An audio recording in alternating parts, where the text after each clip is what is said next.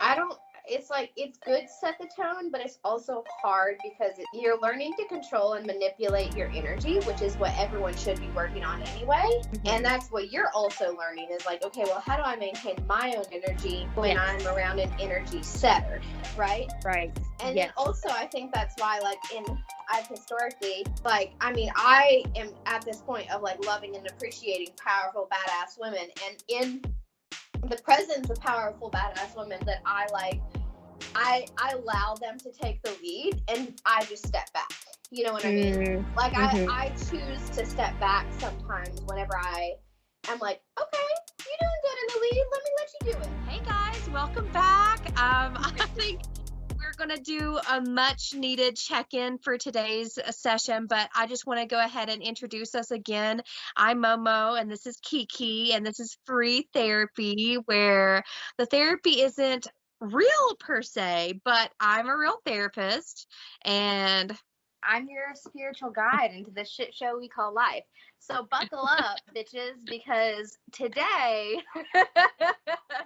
we are doing a much needed check-in to talk about how we're feeling, what's going on. And yeah. So we know some other people probably have to be struggling. If we're struggling, we just want to know you're struggling too. I mean, we don't want to know that you're struggling. We want you to be doing good, but like, it's, you know, part of healing in community is that we know what each other is going through. And just because we have started this community doesn't mean we're always doing super duper great. You know, even Momo as a therapist, like, just because you're a therapist doesn't mean that your mental health is perfect all the time. That's not what it's about. It's just about helping each other. So with that said, how about you start? Check in with us. I saw that you have your crystal, and I also have been holding on to this one the last couple days because I get it. So it's like this large rose quartz that actually was gifted to me from a stranger to Moana and I was like, it's just at the middle, like where I needed not, in the beginning of my self-care journey, really intentionally.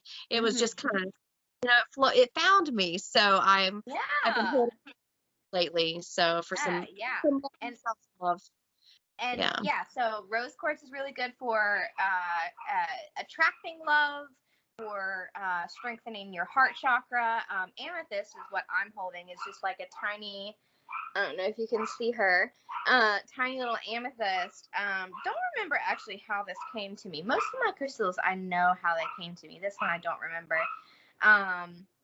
But amethyst is also really good for the heart chakra. It's also good for the crown chakra. So crown chakra is where you intuitively open up to spirits and to yourself, the universe. And amethyst is also known to be like a connector to the spirit realm, which is also probably one of the main reasons why it's a sign of, it's like the stone for Aquarius, which you and I both are. So we know all about that. But I think I have the most of all crystals in my house. I have the most amethyst and rose quartz, those two things. So those are what I've been attracted. But speaking of, I have this altar in my windowsill where I charge crystals by the sun and the moonlight. And I was reading on moonstone the other day and seeing what it was good for, which, oh man, it's escaping me, but it's bringing it's really helpful for manifestation. And so one of the things I'm doing right now is sleeping with some moonstones in my pillowcase, hoping to manifest my reality in my sleep. We'll see how that goes. Since I've done that, I've had some experience. Like today, I took a nap and I had an experience of, and actually like this morning or last night I did too, of like sleep paralysis, which I haven't had in a really long time. And the only thing I know that's different is the moonstone. But I think it's really important to tune into because I think it's helping me to kind of connect my dreams to my daily headspace, to remember them, which is like your subconscious talks to you through your dreams. So if you can understand your dreams, you can understand what your subconscious is trying to tell you, and that's something I'm working on. So totally an aside to everything. But yeah, crystals, fun stuff. Anyway, how are you doing? How have you been? What's going on? I feel like, my partner, he just got back from California, and like that whole month that he was gone, that he was only supposed to be gone like, a week, a little over a week, and ended up being like a whole month. And I think it That's just really hard. gave me time. Yeah, it's like I have a 2-year-old basically, and it kind of reminded me of just how hard it is to do things on your own. And like I did that, her first year of life, but like it's just like, when your support systems are taken away from you, and I think we've all kind of probably experienced that at one time in our life, but it kind of just like makes our life just so much harder. And Yeah. just been kind of struggling in just like trying to settle, I think, is like a really big thing, just settling into where I need to go. And I think I go through these, weeks of different phases, like, just feeling really good because I finally get a week to myself and can just really kind of just be in myself. I'll go do my tarot. I started my yoga journey that week, and like all of those things. And then, I think that next week was really hard because that's when, Yeah. like, every time he's gone, I miss him, and I feel like we argue more, and I'm more Right. irritable because it's just like I love him, and he makes my life, he adds to the joy in my life. And when that's Yeah. gone, it's like I notice it, and that's okay. It's Yeah. okay to like notice with the flow of like, Yeah. joy. No sunshine when he's gone. Sorry. That's what it reminds me of. That's a But it really could be a health legitimate, threat. like, Yeah. even if you're really good at being with yourself and being by yourself, like, especially when you live with someone who's like your support system, it makes it like it's definitely felt like it's, you could be a strong person but still like really miss your support system. Yeah, exactly. And I, Yeah. I think that was what I was faltering with because, I've worked on my codependency for years. And so when things flare up that remind me of it, it's hard to remember that, like, it doesn't mean that I'm codependent again. And I mean, it's something that I constantly maintain. And so however you look at it, maybe I am, maybe I'm not, it doesn't matter. I'm Yeah. still having to maintain those qualities. And so, that week after that kind of like hard, rough week where I was just in my emotions and just feeling everything and being told to sit in it and just having to marinate in all of these things, and also trying to fight all these other things that come in, like we all have, like productivity and allowing ourselves to take the time that we need for ourselves. Like, just me, I never thought how hard it would be to allow myself to just be anymore. Like, it was so easy at one point, and I didn't hold my body the way I did, and I was confident and I was happy. And like, how is it so hard that we get to this point where it's so hard for us to like let that go, so I think this last week, I did probably the most growth I had because I finally emerged from that week of contemplation. And Yeah. so last week was really good. Even though I wasn't productive, I've had my tarot cards tell me several times lately that like I'm not meant to be productive right now. It keeps telling me, and I'm not listening, but it's like those patterns I'm trying to set down and then keep jumping back in Mhm. my backpack like, sit down, fucker. I told you to stop. And I'm just like, Every time you stand up, it's like a big hand on your head that's like, ooh. I know. I am getting stronger each time, coming back and learning to like stand up taller, and like, when I recognize that that is a fear, to sit in it more, be okay with it, and then just Yeah. like meeting it with compassion and empathy and like all of these things, and just Yeah. surrounding it with love. And I'm just constantly getting the message lately that, like you've been saying, love is the answer, but I'm seeing it in my own life with my fears. And Yeah. it's just my body, like I have to do like 2 sessions of yoga a day because of the physical fear leaving my body, Yeah. that fight me saying no. No, not anymore. I'm laying this down and I will set Yeah. it down a million times if Sure. I have to, but I refuse to pick it up again. And even though I may pick it up every once in a while because sometimes my fear is overwhelming and my anxiety kicks up and all of these things start going, that I'm just like, I am still in a place where I do not want this life back. I Yeah. am designing my own life again.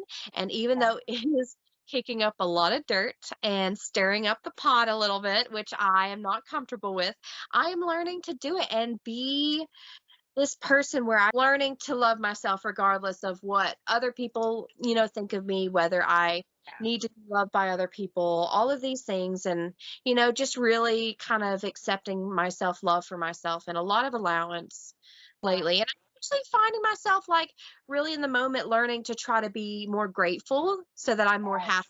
in my current life. So, like, when I Yeah. see something or notice something that's making me happy, even now when I'm struggling, I'm like, thank you. Thank you. Yeah. Yeah. Really, really thankful. And Yeah. it's making me remind myself that, like, even though you're not in the life you want and dream yet, this is still the life you wanted and dreamed for. Yes, just keep reminding yourself that like this person of who you are right now and what you're doing is something that you always hoped you would be. Yeah. And like I'm trying to remind myself of that too. Like it's like okay, it's not your end goal per se, but it's not damn bad. And the younger person of you who was you 5 years ago, even 10 years ago, even last year, like that, you're showing up as the person that you want to be. And it doesn't matter how many times you falter or fall down Yeah. or misstep. It's like that. It's not about being perfect and always good with yourself and always self loving and always good in your mental health. It's Right. about like really, really sticking to and making sure that you're just always coming back to self-compassion and compassion with others. It's just this dedication to compassion and self-love that you just keep fighting for and you keep coming back to no matter how many times it feels so hard. Eventually it starts to feel a little bit lighter and a little bit lighter. And like the fact that you're able to do that, to be able to remind yourself, and in the moment when you are having a good time, to be able to see it and accept it and put gratitude into the world for that, that's great. That's huge. That's Yeah. awesome.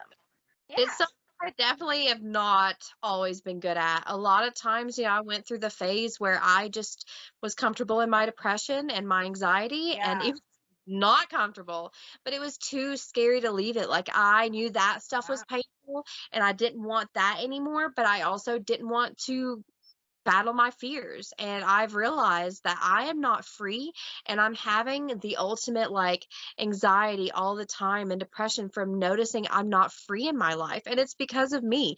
Yes, it's because of our system. 100%. But like, I also, what am I in control of? Am I doing what I can with what I can control? I may not be able to control, but I'm part of the system and I need to focus on myself and create change around me by creating change in myself. And it takes a lot of boundaries and a lot of selflessness to like realize that like I need to change myself for me utmost, but my family, my community, my world, like, Yeah. it's great responsibility and it's a road that like needs a lot of support because it's a really hard road. And a lot of times it's just really hard to get started on that journey, but it's even as much of a roller coaster my last month has been, and reflecting back on it, I've tried to realize that like eh, I needed this. Like, I needed that wave of emotion to learn how to surf.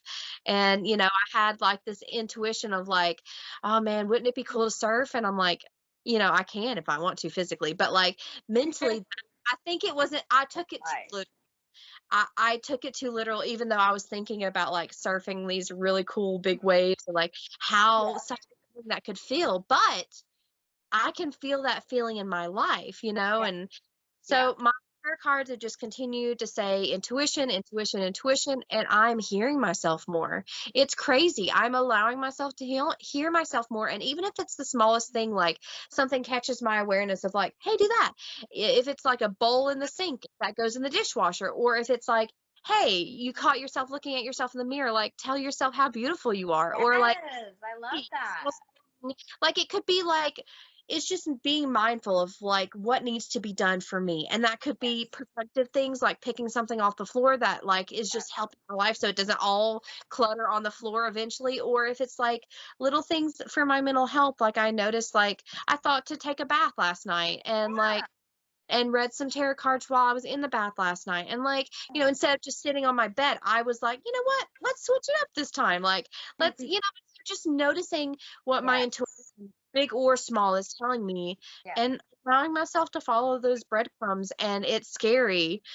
And I feel so alive. I don't know. That's awesome. That's awesome. And like, and I know, like, I'm someone who's dealt with anxiety. I know you definitely have, but like, how are you letting yourself differentiate between like fear and intuition? Like the voice in your head that speaks fear and intrusive thoughts and intuition, because that's sometimes something that I struggle with. So what are you, how are you learning to differentiate that? Well, I think we said this on the phone the other day. Like I was just saying, having a hard time figuring out what it is. But if it's something that feels like I'm drawn to, I don't feel like I'm drawn to my fears, but I feel like there's just a knowing. I know it's really hard. It's almost like when people like in a relationship and people are like, you'll just know when they're your person. You'll just know. And like, you're like, but like, it's hard to trust that because we're untrusting and we don't trust ourselves when to know. But if you do start trusting yourself, it's like instinctively, you just know you're meant to do something. You're just do it that it just the energy feels good. I think I know it's probably good. really like not really a good description of it, but like maybe I'm saying That's true. That's what I'm doing, because like I have a really hard time sometimes when I get really anxious and in my anxious mindset, like it'll go on for like a day or 2 days or multiple days, and I'll just be in this anxious mindset, and it's, you know, sometimes it's been like almost like it feels impossible to get out of. In those times, I'll be like, should I do this? Should I not do this? And like, I'll ask so many questions, and my mind is like, no, you should, whatever. And I'm realizing, like, I'm like, is this my intuition? Like, you know what I mean? And it's not, because like, just trust based. It's almost like, well, yeah. And like what you were saying was like, when it is my intuition, it feels good and calm and peaceful and no question about it. That's what it is. You know what I mean? Like, fears are definitely something that's the yin to the yang of that. Like those, they don't feel good. Like it feels scary. And even like I could be anxious about something, you could still be drawn to it. So it's not saying that just feels good, like we're saying it still can be anxious to go down that, but does it feel like something you need to do, you know? Right. Does it feel right with your soul to do that? Because like if it's a fear, if it's like your anxiety, it'll be like, I don't know, like for me, it's like I have to go check on my baby again, because what if she's not breathing like in her sleep? She's 8 months old. Like she's kind of past that, you know what I mean? And she can lift herself up and crawl. Hell, she can stand up on her own now. But I still have those moments that I'm like, oh my God, is she okay? I need to like drop what I'm doing right now and make sure she's still breathing. And like that's, sometimes I'm like, is that my intuition? But it's not. It's just my anxiety. My intuition has spoken to me like, put sticky notes on your mirror with affirmations, and like that's what you need to do right now. Do one day. You're just like, you're compelled to do it. You just do it. You just do it, and you feel good after you do it. Like this positive release. Like even if it's scary in the moment of doing it, like going and talking to your crush or something, or it feels scary to go to therapy for the first time. But if you feel compelled to do something like that, and you're like, you know what, I'm just gonna do it, like you just do, like, that's your intuition guiding you to say, like, this is something that is for you. This is what will help you right now. And you know what? If you don't follow your intuition, it's probably not end all be all. Like, you know what I mean? If you don't follow a message from the universe, direction, yeah, it's okay. Intense in a game, though, so that's why we encourage people to listen to your intuition, because it helps you kind of identify things earlier, or things that are problems, and then like kind of work on them before you're forced to work on them. But I think a lot of what we talk about sometimes is like, process this. Like, if you are most of the time, if it's like most of the time, it's not something you need to make a decision in the moment. So sit and reflect on it. Call a friend, process with somebody, help like someone you trust and that you feel like could help you with some guidance in, is this my intuition or is this my fear? Because a lot of times they're getting mixed up, because you need an outside perspective. Or that's what I like. Sometimes like I where something is, and I'm like, I need to tell you so you can be like, well, I know this about you, are you sure it's not this? And it gives me further things to like add to my equation of like, is this my intuition or is this my fear? A lot of times, where I started to learn this, and it kind of just came out into the rest of my life, was just like in my conversations. Sometimes I am compelled to say something, and to me, I identify that as like, speak my truth. Or like when there's really hard to communicate, like me communicating things that I may not be happy with in a relationship, whether it's my partner, with you, with our parents, like with anybody. Sometimes, like, because of negative connotations of like conflict and like, not people not knowing how to effectively communicate, it's scary to communicate those hard things, especially if you don't think they're going to be perceived well. And so that gives a lot of anxiety, and so that's a fear. But sometimes you're being pushed to like speak your truth or speak something about that relationship that needs to be said, that still your intuition saying, this feels like it needs to get out of me, and I need to honor that. And this obviously is something that's important to me. I should also honor it because of that, and so changing your perspective about like, it's just getting more in tune with yourself. And again, this relates back to self-love, because you're not going to go along this journey to hear yourself and trust what you hear from yourself and from the universe if you're not in a way to receive love for yourself and from other people and fill your cup, because if you're really scraping by, you don't want to get to know yourself, you don't want to love yourself, that's your choice. But like, life's not going to get easier. You're not going to see these things. And I think a lot of my fears have been coming out in like a physical manifestation lately, because I've been fighting them so hard, because I have chosen myself. I have chosen this route and things like that I wouldn't have normally like gone down, because I was scared, but my intuition is leading me there because I've practiced hearing it enough, Yeah, for sure. myself to know that I will be safe on this journey. It's almost like all these false things that you're told to believe, like people create an emotion and create fear so that they can trap you in this corner, in this thing. And maybe I'm taking it too deep in certain situations, but for me, like a lot of the things I'm dealing with are systemic. Those years, things that were given to me that like I don't want to hold anymore, but because of judgment and my past trauma, I'm afraid of like what happens when you dare to step out of what society wants for you and choose you. Like that's scary, because what if you're the only one standing there?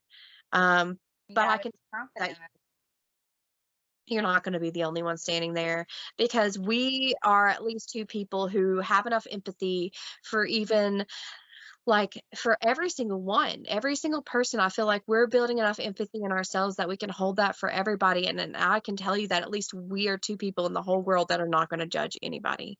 There's a reason that we have these things. There's, even if they're bad thoughts, intrusive thoughts that we don't want to have, like there's a reason you're having those. And that doesn't mean that you don't deserve empathy for those things. So doing all those things for yourself helps you become in a better place. So like, even though I've been in a rough place lately, and quitting my job was a big kickstart for choosing me. And I don't know why it's so hard for us to choose ourselves, but it is the hardest thing we could ever do, and that is why so many people avoid it, but I think we're both doing really, really good on our journey. Are there things that you found that have been really helpful, like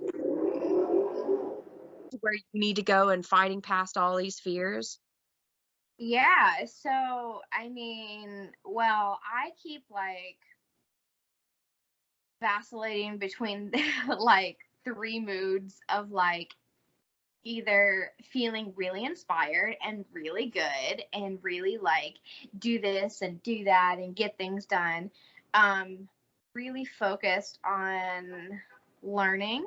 So just like constantly consuming information, consuming content, mostly about like the path that I'm trying to go on. So there will be days that I don't consume content that's not that, which sounds crazy to people, but like literally, I'm not watching a Netflix show unless it's like something inspiring towards that. I'm not looking at social media if I can't, unless it's like I've basically transformed my Instagram feed into something that is inspiring and good for my mental health. Like I'm not listening to music that makes me sad. I'm listening to podcasts of other people who are doing similar stuff that we're doing, like the Self Love Fix and Brene Brown her two podcasts. Like I'm listening to different people talk about self-love and healing, like Kelsey Darrow just did one that I sent you on YouTube. Like it's like I'm going in that phase, and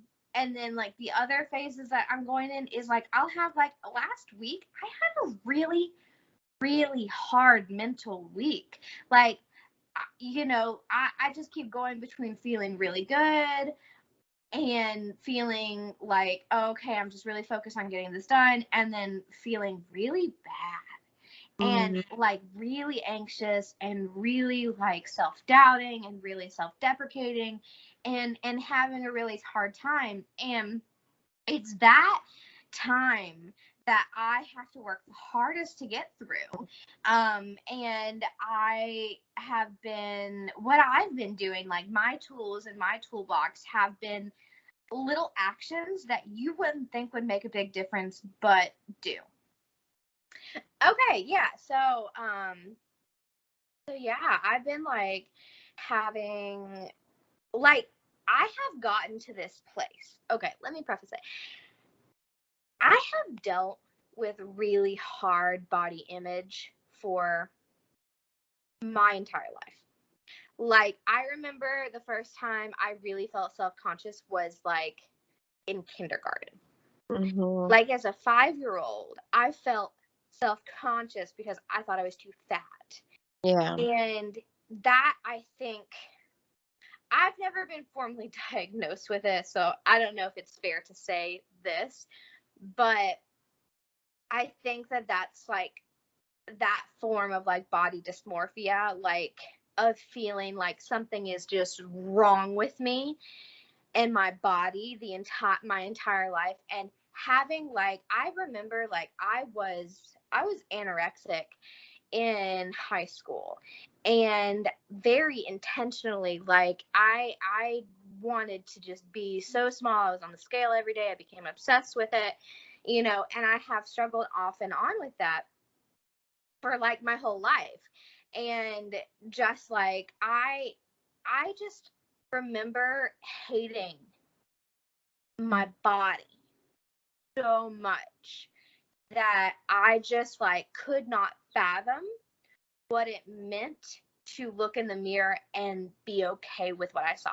Not like what I saw, but just be okay with it. You know what I mean? And like it's something I couldn't have even imagined. You know what I mean? Mhm. Like right now, I can't imagine what it would be like to be a millionaire. Yeah. That's how it is. It's like it's so far out of the realm of your possibility that you're like, I can't even fathom what that's like. But I've worked really, really hard on it for years. For years I've worked really, really hard on it. And I've like gone back and forth with it and had some really hard times. And I think that what has like, what really sparked a lot of changes for me was therapy. I did started doing like therapy 2 years ago. Before that I was working on it, but that was a big jump into it. And honestly, doing yoga, so I started really consistently doing yoga. I had done yoga since high school, off and on, and in college, but it was never a spiritual thing, and like that level until 2019. But and I got to a really good place at the beginning of last year, and then I got pregnant, and that kind of morphed it. And it's like I almost not completely started over, but have had to like reboot my thinking about my body and my self-image, because my body is obviously very, very different now that I've had a baby. And I am relearning to sit with myself and love myself and really work on that. And honestly, for the most part, most of the time, I can look in the mirror and actually I do like what I see. Like, and in the least vain way possible. I can look in the mirror and tell my body I love that body. I can look in the mirror and learn how to look at my stomach that folds over and say I love you, and look at it like it's a piece of art. Like, it's not like I realize that thought of like looking at yourself like you see other attractive people, like, damn, you look so good. It didn't start like that. It started like, I appreciate you. I appreciate you, body. You're so strong, body. You hold my body up, body. You keep me healthy. You protect me. Finding, And then it starts to, finding things to be like thankful and grateful about your body. yes, finding gratitude within your body first. Treating your body like it's a child, taking care of your body like you would take care of a child. And then it slowly, slowly, slowly starts to morph into actually finding yourself attractive, actually like looking in the mirror like, okay, okay, Yeah. oh, It's a small step. We can't just go from 0 to 100. We right. And can't. yeah. And so I have been getting to a place where I genuinely can look at my body and find it more attractive. And it's like, no matter how many people would tell me I'm attractive, like, I went through a really hard phase of not respecting my body and just like, having a really sexually adventurous time in my life. And it's like, it didn't matter how many guys told me like, oh, your body's, this or that or whatever, like how many affirmations I got or how many guys in my DMs or whatever. It didn't matter. And it's Zooming out of cars. yeah, I mean, yeah, true. People hanging out of cars in Miami to yell at me about my booty. But like, yeah, it's one of those things that like, it didn't matter how many people said positive things about me. It's like, I couldn't see it. It's like if you're colorblind and everyone's like, the sky is blue, and you can't see the color blue, and you're just like, no, it's not, it's orange. Right. But yeah, no, I'm starting to morph into being able to look at myself and my body. And it's hard because like when I go through a week or so at a time of a regression within that, and waking up and not feeling good in my body and looking in the mirror and not liking what I see and having a really hard time, it makes me be like, oh my God, like I have to start like, oh my God, like, no, I haven't made as much progress. So I'm really working on like valuing the progress that I've made and being able to affirm like, no, this is not how you feel.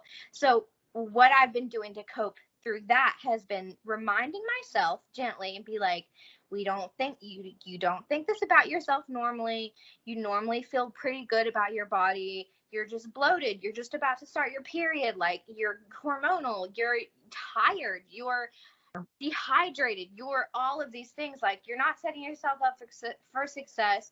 Like, so what I'm trying to do is every time I go through stages like that, revert back to taking care of myself like I would take care of a child. Like I take care of my child. Are you hydrated? Have you eaten enough? Have you slept enough? Do you need to take a bath and relax? Do you need to do some deep breathing exercises? Do you need to get active and get your blood flowing? Do you need to do yoga? Do you need to have an orgasm? Do you need to eat something that makes you happy, even if it's not great for you?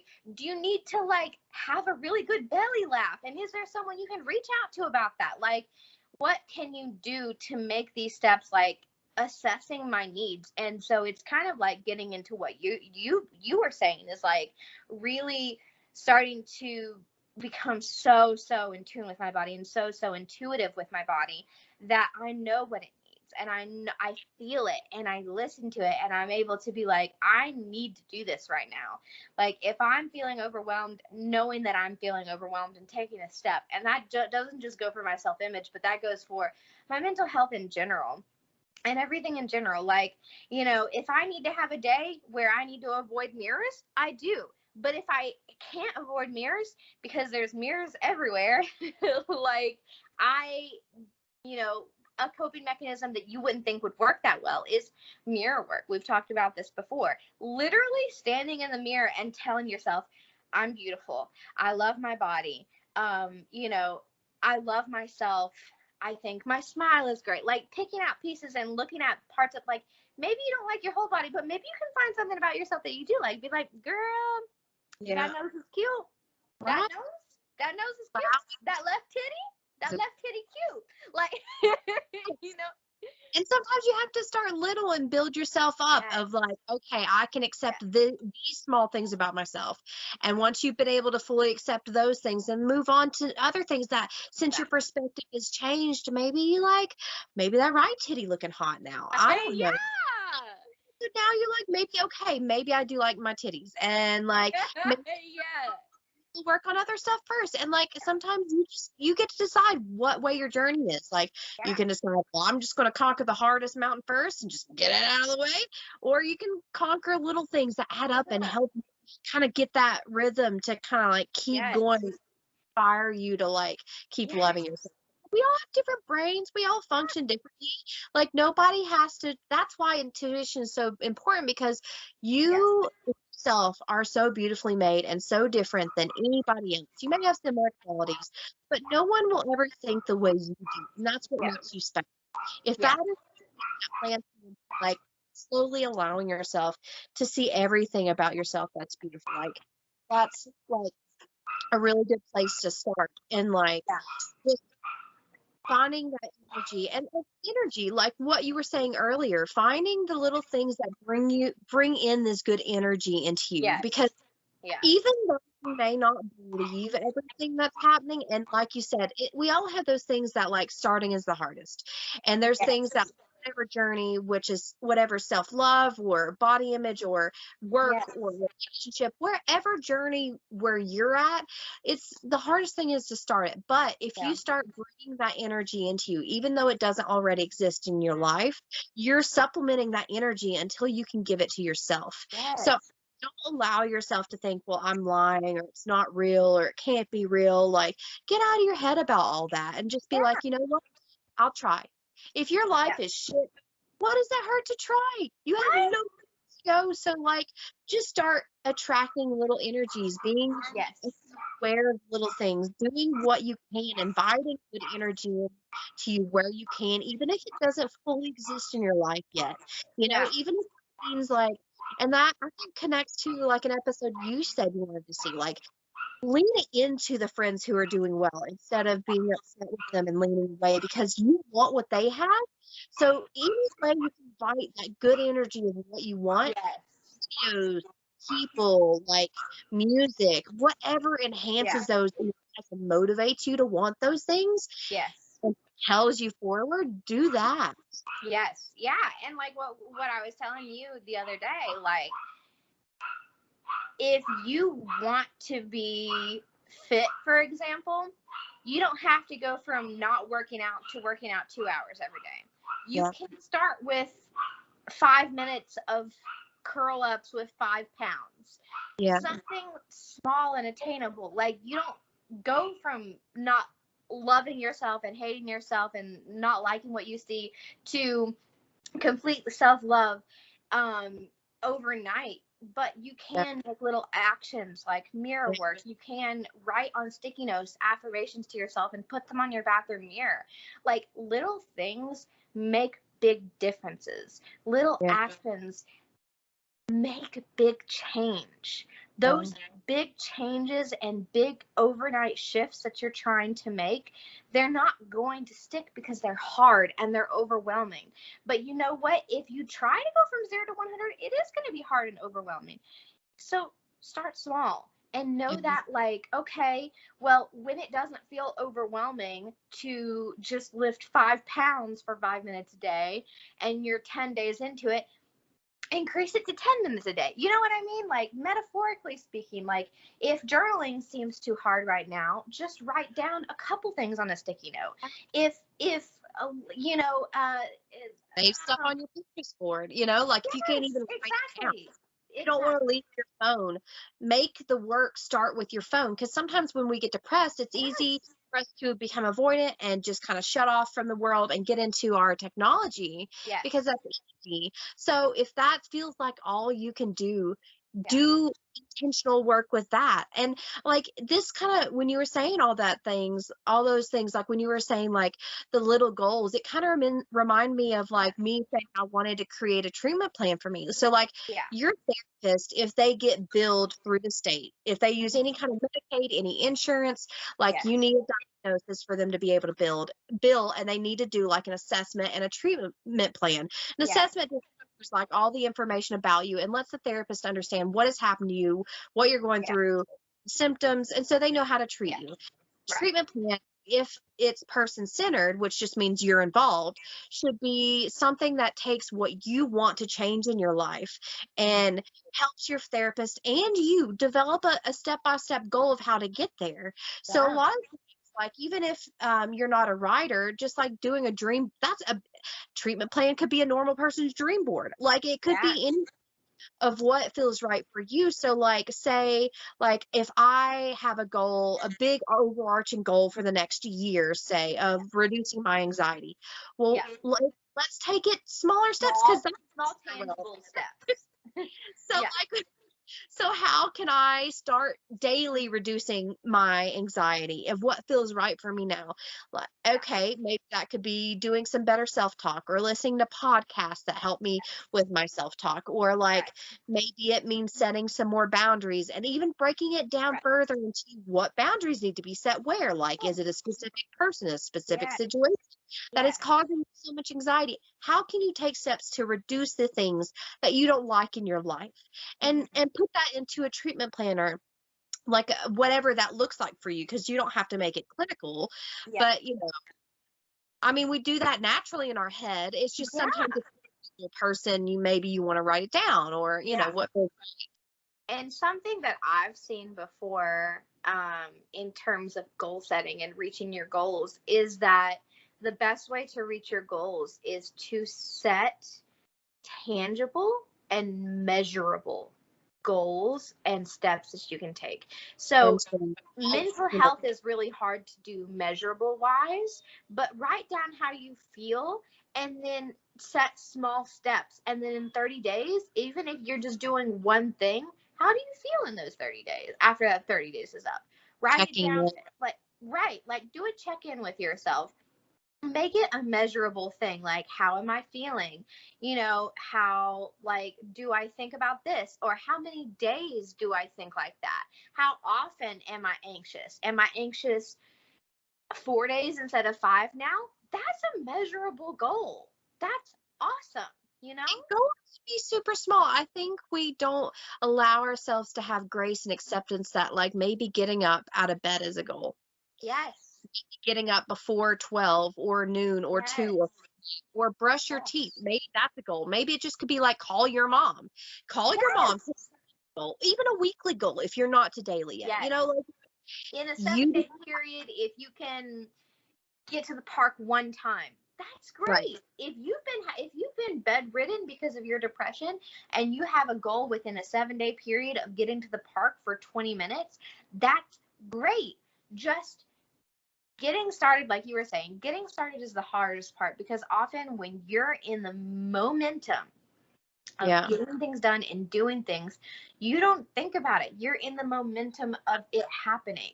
But going from laying on the couch to getting up and being active, that can feel really, really overwhelming sometimes. It does. Like, I mean, I feel that, like, I have laundry that's been clean and in my room for probably 2 to 3 weeks now. And it's because it's felt impossible to do. But the thing is, like, if I just did, you know, a couple of shirts a day. Yeah.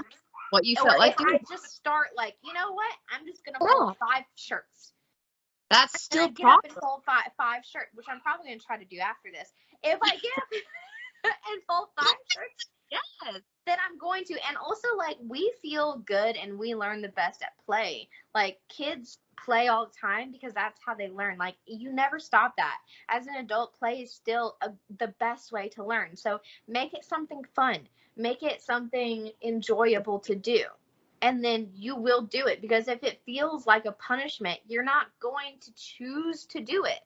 Make it something that you're like, you know what? Well, I don't want to do the dishes, but I want to sing and dance while doing the dishes. So I'm going to put on my favorite jams and sing along and do it, you know, and then it feels like something peaceful and enjoyable. And then you say, oh, afterwards, I felt so great. Hold on to that feeling.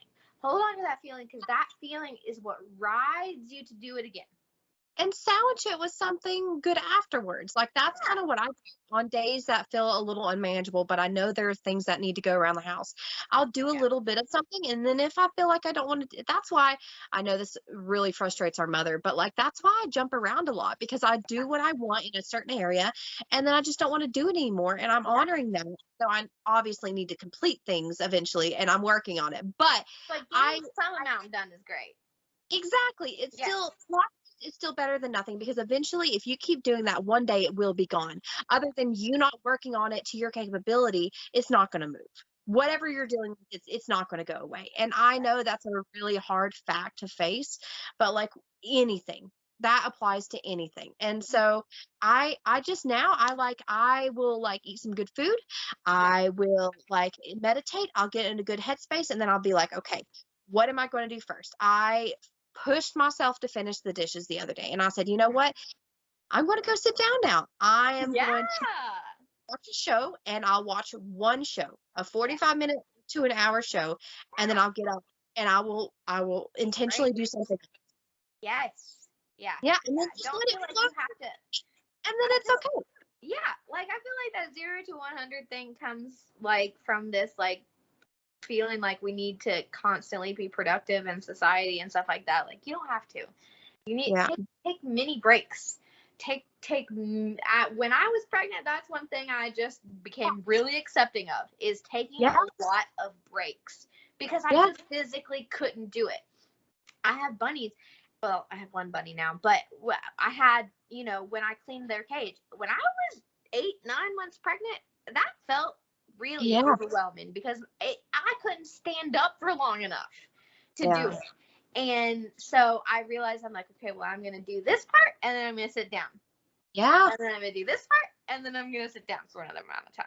Like, and just being okay with taking breaks. I still do that now. Yes, and that's part of redefining what you think is appropriate. Somebody else may be able to just, for their anxiety or whatever they need to do for them, they want to just knock it out. But is that right for you? And, like, if you don't want to do what you need. Get it out of the way, do what's for you. Again, trust yourself to know, and if you're in the direction of making yourself healthy, if you have that intention in mind and you are following that in whatever way it goes, it's not wrong. Yeah. As long as you're reflecting in what you are doing and why you're doing it, and is this a good thing for me to do? Is this going to make my life easier? Do it. If you have questions of, like, if it's not going to, like, help, then maybe really ask a friend, really process through that, trying to make decisions out of your emotions, because then you'll be able to be most strategic about, like, is this going to be helpful for me or not? So this is why we don't make split decisions that are very large, you know, and could be like, systems are great. Yeah.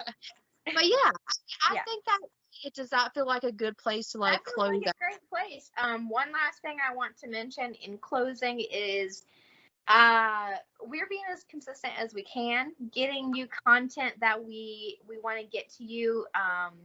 We had this set plan of days that we are going to publish, but we're going through a lot in our personal lives, and we want to make sure that when we bring information to you, when we talk to you, it's coming out of a really good mental stable place. And if we're not feeling that, it's not really good for us to put that energy into the world. We don't want to give you our anxious energy. We want to only be calm and present with you guys. So if that means that we can't be as consistent with content on our Instagram or on our, publishing these podcasts, unfortunately, that's just where we're at right now. Hopefully we'll get better. We will get better with time. And in a different season, it'll be different. And hopefully one day we'll be able to be more consistent to publish, as much as we think we should or want. But right now, this is where we're at, and we're being compassionate with ourselves, so we hope you can be too. And I'm constantly trying to remember to check our messages and responding as we're able to do so. So even if we're not posting things, because it's kind of hard for us to sit down with kids and get into a mental space to film, but I'm always available to be communicating over our messages for people who are needing help in the meantime. We're still there for that. If you need, for sure. If you need help, if you need a listening ear, if you just need some support, we are there for you. If we have read your message and haven't responded yet, it's just because one of us has seen it and we want to talk to each other about it first. We want to make sure we're giving you the best, most sound advice we can. If it takes a while for us to respond, we are mothers of young children. And doing our own things. So we will get to it as soon as possible. We love you guys, and we thank you so much for supporting us, for following, for sharing, for commenting, subscribe, tell your friends and your family. Thank you so much for tuning in. I love you guys. Thanks for joining us. Okay, we'll see you guys soon. Hey, thank you. Bye. Bye.